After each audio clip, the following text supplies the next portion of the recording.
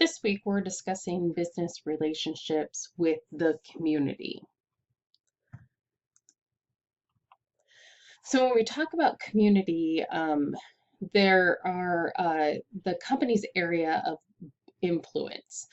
Now, this can be defined in multiple different ways, and the book does talk about several different ways it can be defined. But when we first started talking about business and community, it was the area where the business resides. So, where the main home office of the business is, where the location of the business is, and the community that it operates in. So that's where we get that mutual interdependence. The business needs employees, they need resources from the community, access to roads and other infrastructure, and then the community benefits from having jobs available, from having and then how does the business contribute to the community? Do they donate to the community? Do they do more than just provide jobs to the community?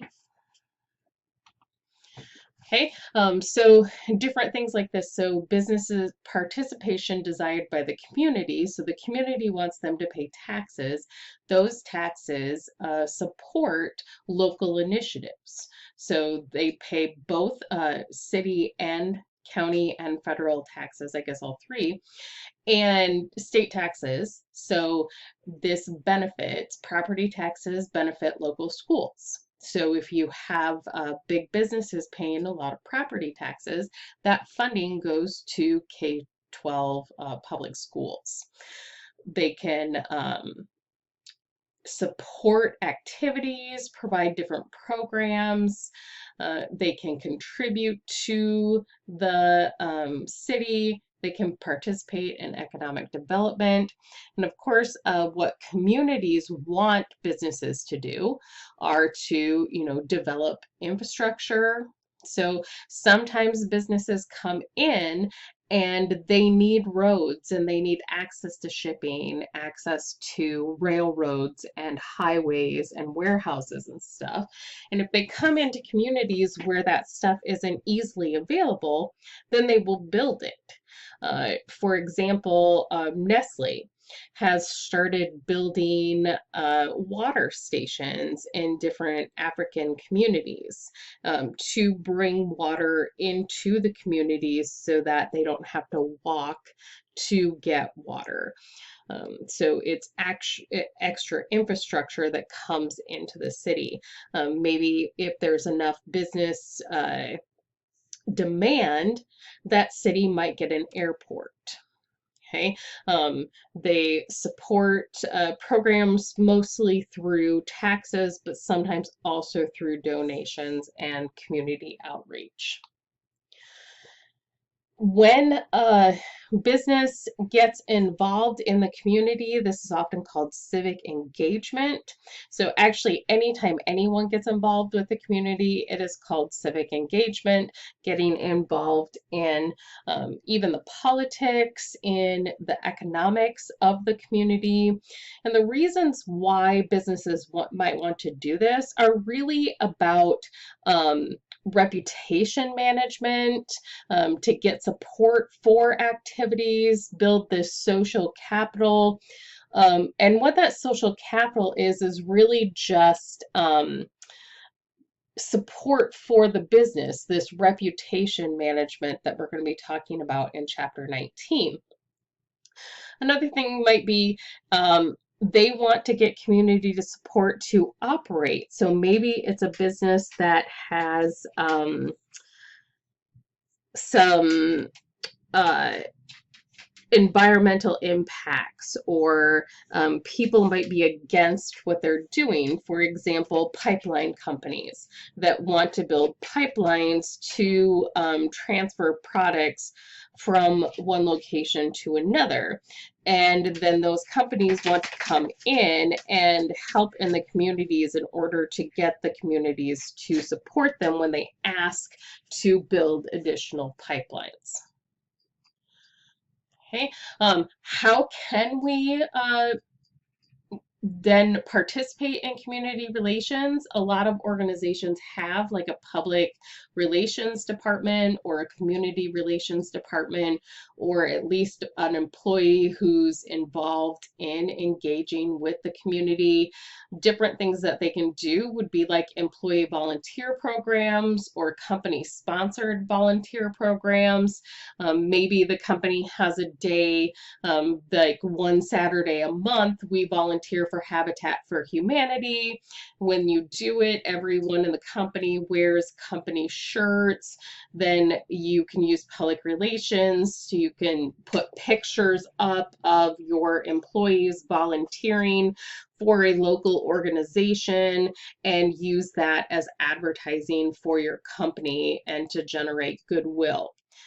Sustainability reporting and sustainability measures. So, reporting about your environmental impact, how you might be helping the community. Maybe you have installed solar power energy and you sell the excess energy you have back to subsidize electric costs for the community. So if you provide more energy through renewable resources, you can help even reduce electric costs for the entire community. You can just, corporations can just give money. Okay, businesses can just give money to the community. And they do this in a multiple types of ways. They can have foundations themselves, have scholarship programs. They can just give cash to community members. You know, one local example would be that Walmart will give so many gift cards per month to student groups and organizations.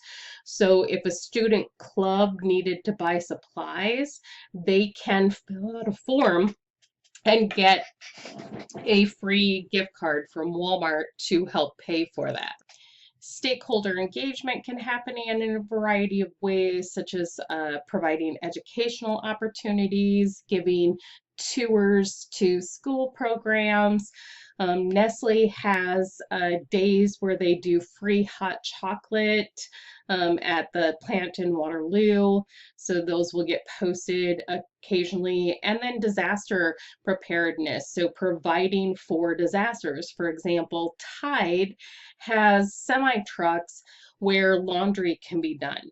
And so when a hurricane strikes and areas get shut down, they lose their power, they lose access to water for periods of time, they're displaced. Tide will bring in these trucks that operate like laundromats and allow people who have been impacted by these disasters to do laundry for free. That's one example. Other disaster preparedness would be when Des Moines in 1993, when their waterworks station was completely underwater during the summer from flooding. And so the city of Des Moines was without water for over a month.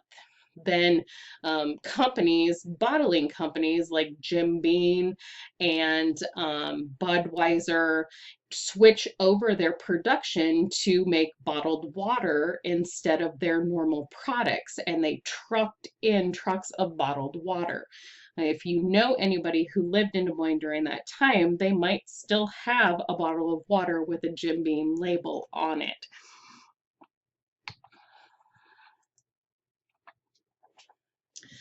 Um, Other ways that community relations can happen are in economic development, and economic development can happen in multiple ways.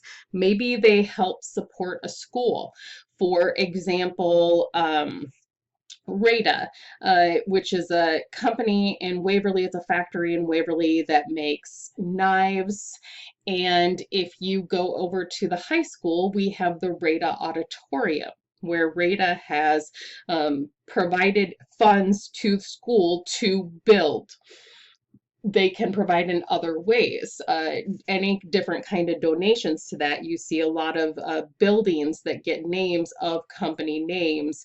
If you go to Iowa State University, you'll see several buildings with Sukup on them, and Sukup is an agricultural company headquartered out of the state of Iowa that donates a lot to building and education. So that's a form of economic development. Also, building roads, helping to build different kind of infrastructure. Housing, so companies might come in and support housing programs to try to create more affordable housing. This also benefits them when we're looking for ways to or places for employees to live, for example. So we want employees to be able to live. There might be a housing shortage, so the company might actually buy and maintain their own housing. Other kinds of economic development can be from the state and the city. So this is intended to bring new business into the area, help develop workforce skills. One thing would be like the state of Iowa gives tax incentives to businesses to come and build new business in the state. So if the business has never come into the state of Iowa before, if they're going to bring so many jobs and positions, the state of Iowa will give them a break on taxes for 5 years to help incentivize them to develop their business in the state of Iowa. Another example of this would be Cedar Falls, which recently sold a massive piece of land to Amazon for $1. So they sold this land to Amazon for $1. Amazon built a warehouse on it and is now servicing the local area. The city of Cedar Falls said this was a strategic move in both to bring an Amazon warehouse into the area, which provided economic development, but then they also said, yes, they gave them 5 years of no taxes and they sold them that property for $1, which loses out on some revenue.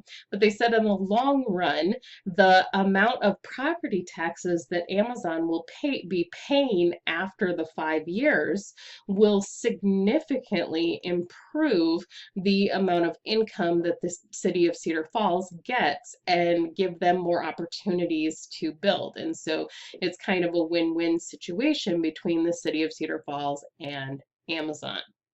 And we'll continue this discussion in the next video.